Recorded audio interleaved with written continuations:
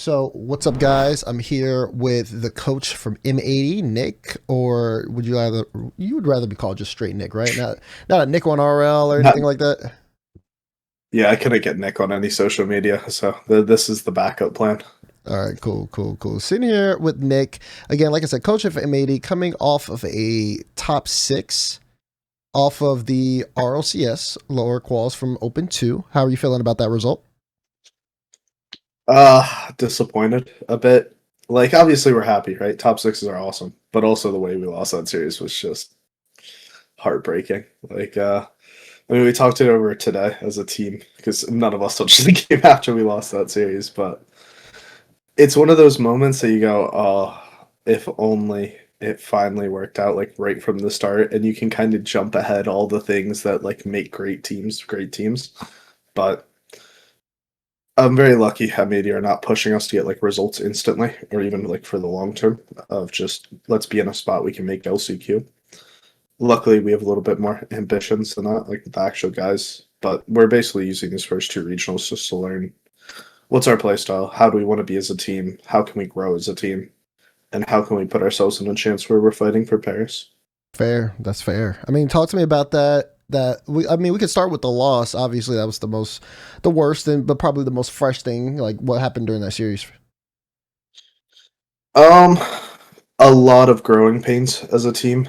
Um, like obviously I've worked with quite a few young teams, so Queso is probably the most well known, but even Dig when I was with Andy, Evo, and Trees. And obviously Trees is the veteran there. Here we have Nolly as a veteran. But I remember I was working with Eris, Andy, and Mech in LCQ, just kind of for fun because I'm really close with Andy. And Mech had an absolute horror series against Complexity on the Saturday.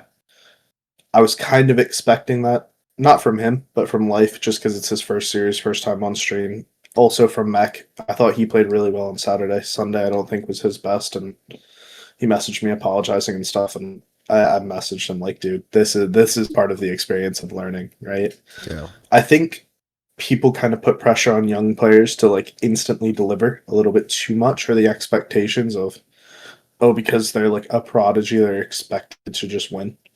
Hmm. I remember with Queso, we got a ninth, a 12th, and then an eighth. And the ninth we lost in game five to Dig. We got reverse swept out in the 1 and 2 round against Barcelona. And then we went out in game seven after, I want to say, being up in that series against Dig in game seven. So we had all that. And then it finally clicked and we didn't lose again. Right. Hmm. So there's the element of growing pains will happen. You have to mess up a few times. So to me, I'm not concerned at all. I'm not.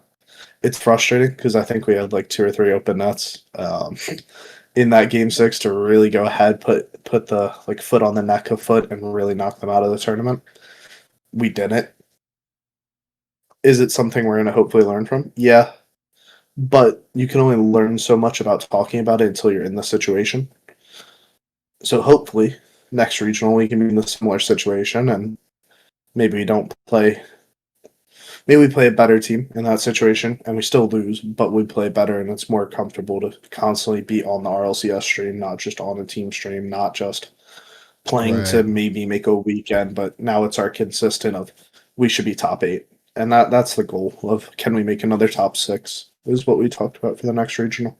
That's fair. I mean, do you think that when you look back, does it I mean, some people are saying it. I mean, even Cheese kind of said it in his post game interview, kind of like the experience thing. Do you think that was a big factor?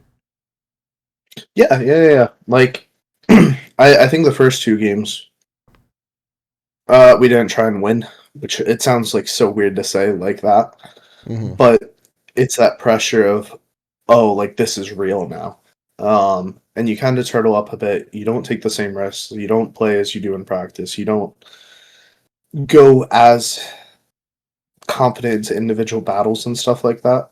And eventually, it kind of flips the switch, which after the timeout, I think it helped where we just go balls to the wall. Like, if we lose, we lose. There is no pressure on us. Like, Foot, you have three players that, or two players that made worlds last year, three players that are internationally experienced, all the pressure is on them, right? Like, there is nothing to like really point at us and go, oh, well, they should have won that. On paper, we shouldn't. I think individually, with our pure talent, we are at the similar level of foot, if not more individually talented. But it comes with experience and giving these players the opportunity to screw up over and over again. Because look, it's a long season. Luckily, the way points work, the first split doesn't mean much because points are worth so much more in the second split. If there's a world we make Paris, we're gonna make EWC in Worlds anyway, unless it's like a Shopify that miss, which Right. they won't. They've got too much talent too. NRG won't really ever miss an event. They may have a bad one-off event, but they're not going to miss an international lane. So, to me, it is what it is. The experience will come. They're going to keep getting in the situations. I told them the first thing I think of is people remember Team Queso's like Game 5, Game 7 record, and we were like, I want to say we were something stupid like 21 wins in a row. Mm-hmm. Before that, we lost 7 straight. To start the season, we lost 7 straight Game 5s or 7s. And then we finally got one over on, I can't remember the org, but it was Cash's team. And we finally won the first one. In that regional, we ended up going on to win. And it clicked. And it's like, okay, now you've done it. Because you can talk about, we can do this, we can do this. But there's always that little voice in the back of your head going, yeah, but you haven't.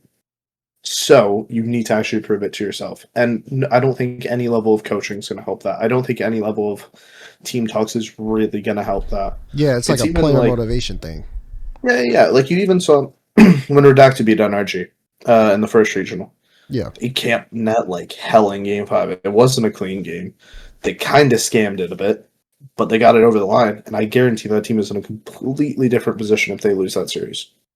And then the team with expectations is playing against Gen G in a round of 12, and maybe they lose that, maybe they win that, but it's completely different because they got it over the line once. And now all that relief was off your shoulders of you're never going to talk about the bad moments when you're in a series. You're going to go Maryland beat Energy in Game 5.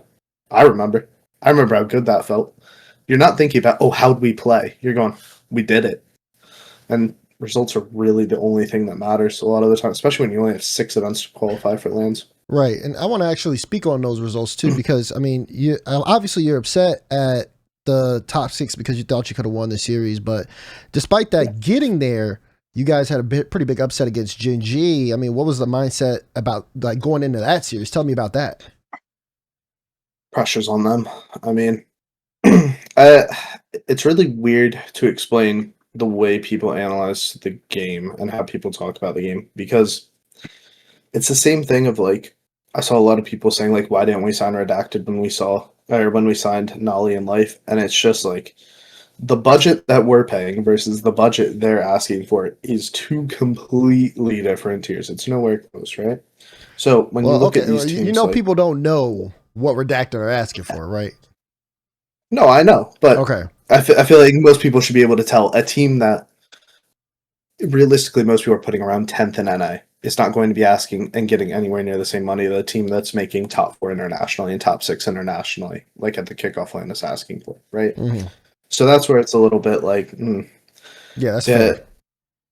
The orgs like M80 and all the other, or like Lotus 8 now, and all these other orgs that are investing in the younger talent at a much lower price and are giving these players a chance to truly develop are critical, right? Because that's what we used to have in NA and EU, where all the top 16 would be signed. And I'll tell you what, most of those teams weren't making livable salaries, but it gives a lot of the younger players a chance to actually pursue this full time and show it to their parents, right? Mm-hmm. So, coming into the Gen G series, there's little motivating factors like this of we get to scalp a team that we think we're better than, that we can kind of go and say like, there's these little motivating factors. Salary is one of them. When it comes in of we don't respect them as players, that plays into it. Because obviously, I respect them as people, but I think on a pure talent level, we're just as talented, if not better, than a team like Gen G. So it's getting players to truly buy into that idea of this is the level we're at. Because I think a lot of players are held back kind of by this idea of, well, there's this name behind it. And it's really nice having Nolly because, well, he's done it. He's done everything. He's bar worlds. but he's an international winner. He's not going to come in and be afraid of a knee play. He's not going to give the same respect to any of the players, right? Right. And even if he's not playing perfectly, he's a calming factor. He's really good as a leader. So Okay. coming So, into that series, yeah. oh, well, yeah. Tell me about the series. Then we'll jump into Noli after, but I do want to hear about the series. Yeah. Tactically, I think we've got a really good counter to them. I don't think they take enough risks over and over again. I think they're quite safe. I think they're quite one-dimensional in how they score and how they want to score. So because of that, it gives us an advantage of if you stop the threat over and over again, which is usually their bumps and trying to force solo plays. Then if you're smart with how you bring the ball out, because they play so isolated, you're able to get the ball out over and over again, and then you're able to take advantage of it. And it's not necessarily if my way's better, or his way, or Greg or Kev's way is better, but I always like the example of, when it's really cold and you have a blanket, so you pull it up to cover your arms and your face because your face is cold, but then your feet slip out. So you pull it down again, so then your face is cold again. It's one of my favorite examples. So no matter what play style you have, there's going to be things it covers and things it doesn't cover, right? Mm-hmm. So what we do counters them pretty well. But because of this format, you're not going to go, well, we have to adjust just for M80 or like 2 or 3 teams because you need a consistent play style that works over the course of a year because you can't just do the counter meta anymore because there's so few events. Right, but there's also no downtime between the events that are happening. That's a big one. I think you have these matchups with these teams and they're right after another, so yeah, it's hard to prep for that. Yeah, I mean, we were difficult because Mech went home right before Christmas, so we had 2 weeks of scrimming together. I was at FIFA E for part of it. Then Nolly went on vacation right as Mech got back. We had 2 days of scrims, and Nolly left for a week. We started scrimming in the 10th. Mm-hmm. And the qualifiers, I want to say the 16th, maybe, in that range. Yeah, it was the 16th. God, I'm brilliant. So we had like a week to get everything sorted out, which was scary. So it was, how can we get things as effective as possible? Yeah. So you think that like the biggest factor in that series was just the fact that like the way you guys played, at least like on a macro level, was just ahead of Genji basically. I don't think it's ahead, but I think it counters them pretty well. I also think there's also just individually are probably better players, which helps. So if I put Mech in a 1v1 situation, I'm betting on him the majority of the time. If I'm putting Life in a situation in a 1v1, I'm betting on him the majority of the time. And they executed, which was awesome, right? The young players don't always execute, but they're good. Yeah, and they executed really well. And I mean, I think you would agree. It definitely helps when you have a player like Noli with them who's been in the game and who's also worked with players that have had like that high mechanical ability. But tell me more about like his role and his impact on the team. He's awesome. I love Nolly. He's such a good person, which it's an underrated aspect of Rocket League having normal people in your team. And that sounds really harsh, but you've interacted with a lot of pros and a lot of coaches, and you start to go, there are just weird things people do, right? So with Nolly, he constantly keeps saying he just wants to spread what he knows and just be a good factor and set these guys up for the future, right? He's not going, oh, how can I like stick around as long as possible? He's probably going to go for the entire season and then call it again because he's just trying to do college. And unfortunately, he played really well, and he was playing twos with Chronic, and Chronic kept placing him in a call with me. And I go, okay, I want to watch his threes replays because they got like a top 12. I went, yeah, he's really good still. He's still really good with decision making. So I liked it.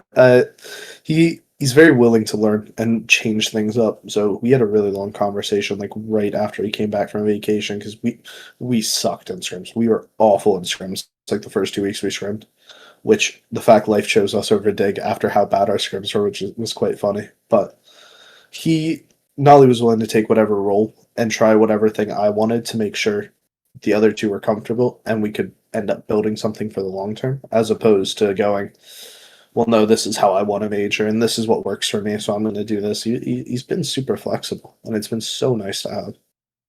Yeah, it's good. And for the young ones, I mean, it seems like they're kind of willing to take that like take give their ear to you and just see what they can improve on as well. Does that feel like the case for you? I love those guys. They're so funny. Mac, obviously, like I said, I've been working with him kind of since LCQ, so we did all the tryouts this off season. Um, Funnily enough, it was either me and Mac going to Redacted or Talk in Memory. That was the final two. So they've obviously made the right choice at this moment because they beat the lights off of us in that semifinal, or what is it, upper semifinal, whatever it's called Upper now. bracket quarter, yeah. Yeah.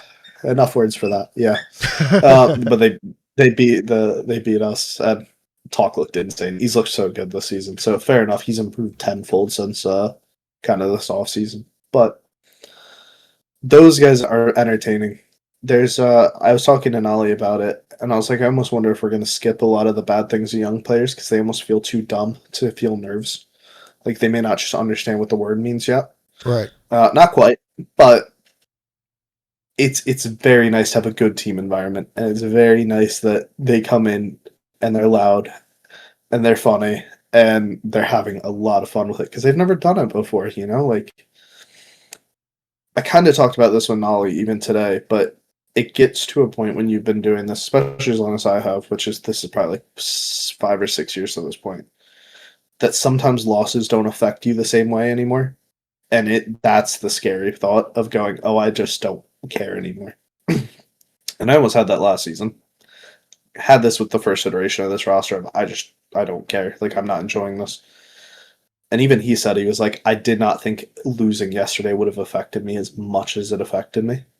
And it goes, okay, we all still care. Like, we all want this. And I think a large part of it is because you got 2 kids. They've never done this. We want to bring them to lands. We want to put them in spots where they get to play in front of a crowd. They get to experience all the things we've already got to experience. And it just reignites that fire and passion over and over again. And it's awesome. They listen. They're so nice. They've got good friend groups, which is also a very underrated aspect. Yeah. And they constantly just want to be in call and playing the game and like, oh, we're playing twos, come watch. That's half my job, is making sure you play the game. This is perfect. Yeah, exactly. I like hearing that too. Just being able to see people in good environments. The environment is very important. So making sure that like the fact that you don't have to worry about that is good. But yeah, no, it's good to see that you want them to, you want the best for them. You want the most for them. You're talking about land, and I think we need to get into that topic as well because Boston is coming up very soon, less than a month now out. We're starting to get a picture of teams that could be potentially going, but we don't know yet. I mean, North America wise, I mean, you've seen the competition kind of rise here recently. Dignitas had a good run. You guys had a good run. But how are you overall feeling about the strength of North America? Because NRG came out and they kind of dominated. They kind of showed a bit of a gap here.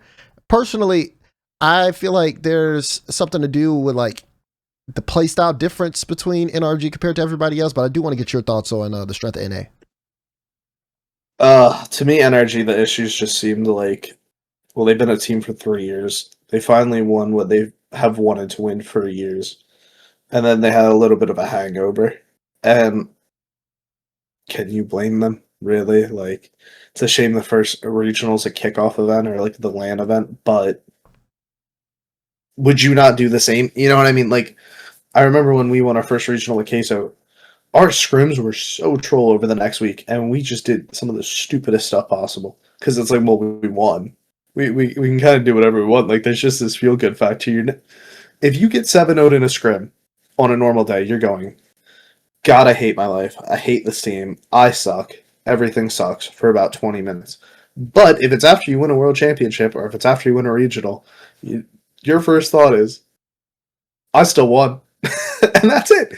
And it's that simple of good results single-handedly decide your team morale. So, for them, it was pretty obvious to me they were just going to go back to the top. I think they also kind of have that aura about them of teams respect them way too much. However, they still probably have the three best individuals in North America, so they're always just going to be near the top, if not at the top. Shopify is weird. I'm very curious how they'll do internationally. I'm not a huge fan of their playstyle, but they're going to just consistently be a top team in NA. Maybe they lose to like an SSG or an NRG here, but that's just because they're a lot more talented and they just have players that win. Like, and also players respect First Killer. Like he is a god in this region, so it'll work out. They'll easily make every land. Redacted are good. They play a really interesting style of Rocket League. I think they're going to be really fun to watch on land just because they're going to be willing to challenge the ball, and I think a lot of the EU teams and MENA teams love challenging the ball. So they really like a game state that no one really knows what's going on, and that's really weird. You don't necessarily have that by like a lot of other teams that want this chaos. And like even when we lost them, a lot of like I want to say I remember like 2 or 3 goals that we could have scored off the chance before, or if we just hit a slightly different touch, like we're in a 3v1. But they get the dunk or they get this perfect mechanical player, they bump someone and then they kind of land on someone else, and it's like, oh, What can you do? you can't prepare for that. Yeah. Yeah. But they practice for that. They play chaotic Rocket League, and it works. It works for them, so you can't really criticize it. Wavy's also awesome, like as a human, like Yeah. team wise, like wow, that dude's like a dream team wise because that dude is just a bundle of joy. Like yeah, I'm close with him. Really good kid. Um, Space Station should be good. I'm interested kind of see about them in total for the longevity of the season. I think Reveal's elite. I think Chronic's elite. I think Diaz has the potential to be elite. I think he still makes a lot of mistakes you wouldn't expect from a player that is trying to compete at like the top internationally. But will he iron those out? You have to assume so. But he kind of reminds me of Nas up until LCQ last year, where you go, wow, this guy dominates on ones and twos, and he's so individually talented, and then you put him in threes and he goes and he makes mistakes. But if you're able to hone those out, that kid could easily be like top 5 in North America and like a top 10, top 15 player internationally. So the gamble's worth it. 100% the gamble's worth it. And it was someone I talked to a lot this offseason because I thought like you get him in a better team environment. You get him where he's a little bit more comfortable. He's just going to shoot up like a level. And Xpear is an elite coach. Like he's at a very like kind of similar career trajectory as me, where he tends to work with younger players and he tends to have a lot of success with younger players because they instantly go and they buy into his ideas and his methodologies, and they just have this huge amount of trust and respect for him. And you see it especially with Reveal. Reveal's leveled up like 10 levels over like the course of this last year. He's become an unreal player. So I think they'll pretty much be a pretty consistent NA4, NA3 or NA4, maybe an NA2 on a good week. I think they're probably looking at top 8s internationally. I think after that, it's kind of rock, paper, scissors. Rock beats scissors, paper beats rock, and then scissors beats paper. So right? do you think there's like a gap there? Like between from the top 4 to yeah, I would say top 4, and then it should be foot like 5, but I don't know. A lot of their big wins have come against Gen G, and then Gen G have looked terrible. So it's hard to rate them. And you probably have foot 5, which they're in the major race. I don't think they'll make it unless they get a really good bracket. And, we saw last year, some team can pop up and win a regional in Regional 3. So. Yeah. Yeah. That's fair. I've been asking all the coaches I talked to about it, because the way I feel about it right now is in terms of just how NA would hold up internationally. I feel like you have the NRG, then you have a gap, then you have 2 through 4 or 2 through 5. I mean, like you said, you could probably slide foot in there. And then I would say after that, probably 3 under that or around that would be like You Guys Dig, Lotus 8, and then another gap. That's kind of the way it looks. But and the Yeah. biggest thing is like you want to send teams there, especially since EU has more spots. You know, we had wins in Copenhagen where teams like Redacted would take down, I believe, like teams like NIP, Vitality lost. So you're looking for just that depth to really kind of represent itself internationally. And I don't know, after Redacted took such a heavy loss to K Corp, you wonder, you know, like, yeah, sure, and they can compete with the rest of the seeds, but they can't compete with the top yet. You know what I mean? It's weird. It's weird. I think NA is one team that's capable of winning internationally right now. But also, if you ask me, I'd say the same about Europe. I think That's fair. there's only really, I think there's only four good teams. And when I say good, I mean like odds to actually win it. Whereas anyone else should put in like 1 to 30 odds minimum, right? Mm-hmm. I really think it's only NRG, KC, Twisted, and Falcons right now. That I anyone else wins the land, I'm genuinely surprised. I'd be really shocked. And if any of those teams miss top four, I think it would be because of a bad bracket, like they play each other, and just the boot goal sucks, or like the how the group seeding works sucks. Like I don't think it would be this team got dominated. Maybe Shopify can pull an upset. Maybe Vitality can pull an upset. I don't. I don't think it's that strong right now.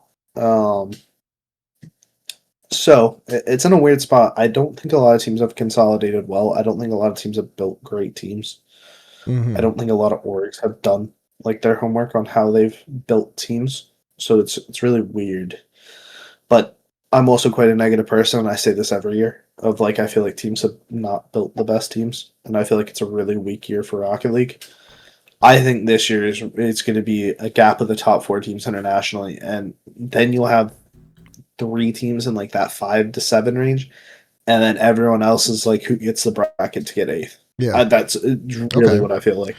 Well, I gotta disagree with on one thing because it's not. Cool. I wouldn't say it's a weak year for Rocket League. It's starting off to be a pretty good year, all things considered, with the whole Jinxie involvement in the game's Yeah, player base going on. So that part, you know, it's on an uptrend. We'll see how it continues on, but it's got a good start. RLCS yeah, wise, in terms of strength of skill, I am kind of agreeing with you on that part.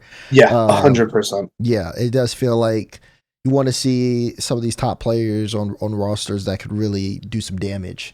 And I think that like No. we're kind of missing that a little bit. But I want to kind of shift it to you. What are your goals this year? Like as a coach, like what are you trying to accomplish? I've won in 3 regions. I want to get the fourth down, ideally. Um, I've already done better than this, or with this roster than the last immediate iteration. We made it to a Sunday. I didn't have to go 3-0 and then watch my team crumble again in a top 8. So that's the first positive. Okay, That's goal one ticked off, right? there you We go. got to a Sunday somehow. Uh, ideally, I want to be in the fight for Paris, if not make it. I really want to be back at Worlds. Last season was really harsh. I felt making land, making Worlds, and then getting removed due to an organization decision when you can't make player moves, but you can make a coaching move. That's really bitter, especially when I got that news over a text as opposed to a call or any sort of talking. So that was fun. Then I joined a team on a week and a half of scrims, and we lose an LCQ final. That's fun. That's fun. Mhm. So realistically, I make Worlds, and then I lose a final to make Worlds again. It sucks. Um, I think I wouldn't say I think I deserve to be there. I don't think anyone deserves to be there, but I think I'm at a level of my coaching that I am definitely a top 16 coach in the world. But there comes a point of if it goes well with this roster, it's going to go really well, and I really feel like we can start to compete. But it's taking those steps properly and like putting ourselves in a spot of go through the ladder of okay, then we finally win on a Sunday, and then we're putting ourselves in spots to make top fours and top twos, and maybe we play in a grand final and we go, whoa, how do we deal with this pressure? Because you saw it Mhm. against, or you saw it with Redacted. They didn't look like they knew what the hell was going on the first 2 or 3 games. Do you blame them? No, they're playing world champions. They're playing guys who make in a 9 event season. They're probably making at least 8 finals, 7 finals, right? Like it's their bread and butter. Like that, playing online to them means nothing, right? If it wasn't for qualifying points, playing online for Daniel Beast Mode and Atomic means nothing. Whereas Wavy's never won a regional. Talk, this is like his first real season, right? Two Piece was pretty much hadn't done much up until he made LCQ. Like he made one grand final, I think, in his career, right, against OG, or he beat OG to make it something like that. And it's like, okay, they have to learn this. We have to learn it too. When it comes to other goals, I just want to kind of put myself in a spot that I'm still in this game in a year, which is a really weird thing to say. But coaches are way more replaceable than players. I've seen it enough in my career, right? How many times has Nick been kicked? Definitely need two hands for that. But that's that's part of coaching, right? Like you never. I mean, you see it in traditional sports. No coach ever really leaves on his own terms. 90%, unless he's getting poached by a bigger team. Most of the time, something's gone wrong, and you gotta blow it up, right? So, and it's easier to replace one guy than three or five, or however many you want to do, right? So, that I think that's part of life, right? I don't think that's been a situation where I get kicked and wow, it just means I'm terrible at my job. It's bad times. Bad times will come. Good times will come. Life's a roller coaster, right? But the longer I do this, the more I really go, wow, I really don't know what I'm going to do after Rocket League. And I'm working on my master's and everything, and like I have my college degree and all that's great. But I really do love this.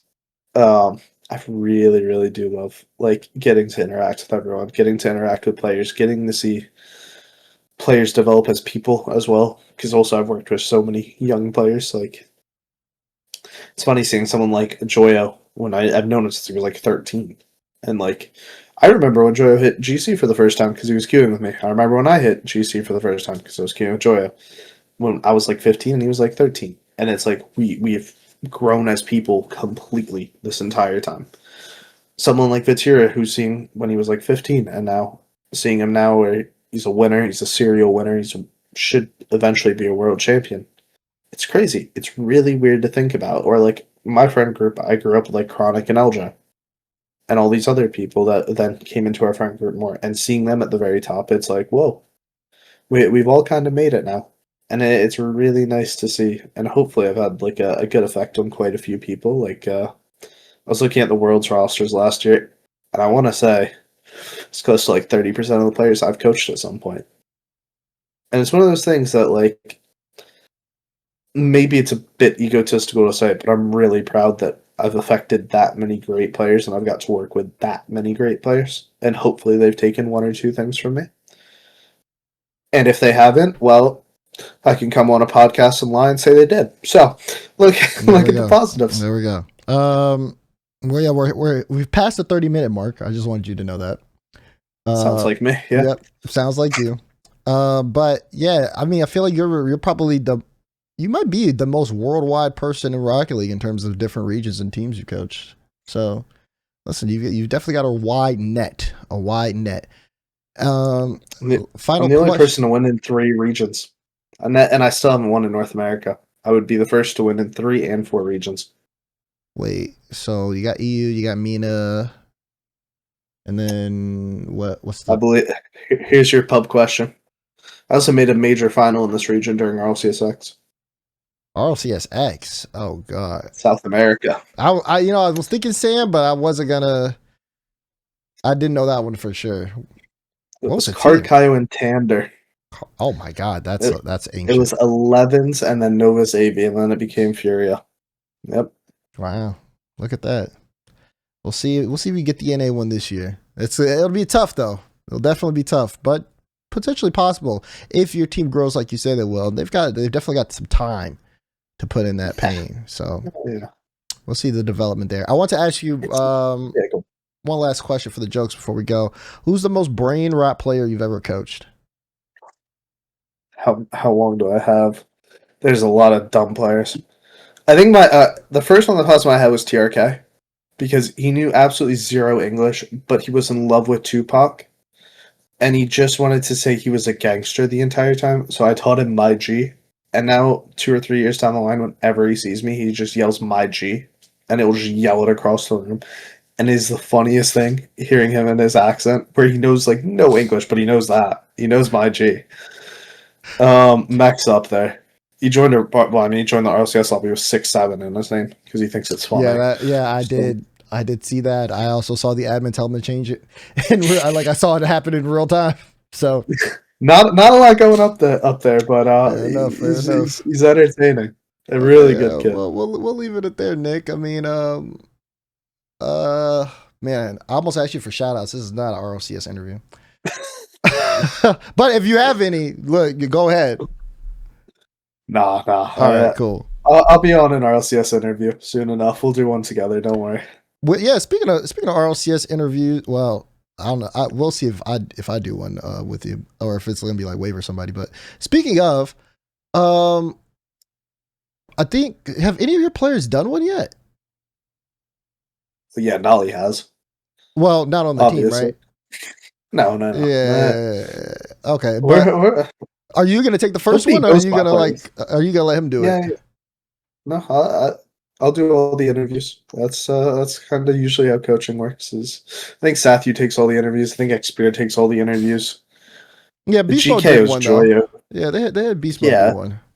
Yeah, but you know me, or you know it well enough. Production will go, actually, sorry, we don't want you. Can we get, what's his name? Well, of course. And then you get, yeah. But, okay, this is a really weird thing. I remember in the major, or not the major, it was against BDS in the top 3 match to make grand finals, I want to say, during the first regional one, like on Queso. Rise mentioned, he was like, I was almost thinking about what I was going to say in the interview in game 4. And he's like, it's such a weird thing to think about, like, because just random thoughts will hit your head. But this is Winter Major, right? And it wasn't the major, it was online. Oh, okay. So it was like, whoa, like, I don't want players to ever think about it, of like, who wants the interview? Because I know I can offer it up to people, but I also know if production wants Mac or Life or Nolly instead of my pretty face, they're going to tell me. So at that point, I don't have a say. Right? So fair enough. I don't want them to think about it. I just wonder. It would be good to hear from them, though. The thing is, we don't hear from them, so we want to hear from them. You know, so I think that's the case. But it's funny, like going back to the Queso thing. I asked that question because when you guys were winning in the Winter Major, I did do an interview with Rise on the floor. I remember that very well. There's a great picture. Entertaining guy. Oh yeah, I mean he's class. He's class. He's got a personality. He does. I need to talk to him. There's so few players with a personality, man. Raz is good for the scene. Good guy. Yeah, he is. Shit talks a lot, but he's entertaining. Not as much as you. You need that though. Yeah. No, I give my honest opinion, but you need characters, right? If every single person gave the same answer of, "How do you feel today?" Yeah, pretty good. How are the opponents? Oh, they were great. Okay, what an interview. Somebody's gotta have a little bit of entertainment. You gotta have people that talk like people. Yeah. Instead of ChatGPT writes a PR answer for you.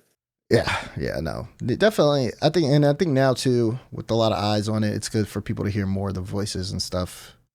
Gives more life. That's part of the reason why I'm doing these in the first place. We have a strong lacking of interviews and things like that. So don't worry, this won't be the last time we talk. Although I might stagger for a while since I think we've given the people like 40 minutes of stuff to work at. But yeah, I'll check in over the course of the season.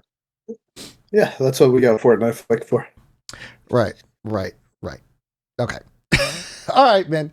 Nick, thank you so much for taking the time. I really appreciate it. And of course, I want to wish you the absolute best as you guys continue on for the rest of the season.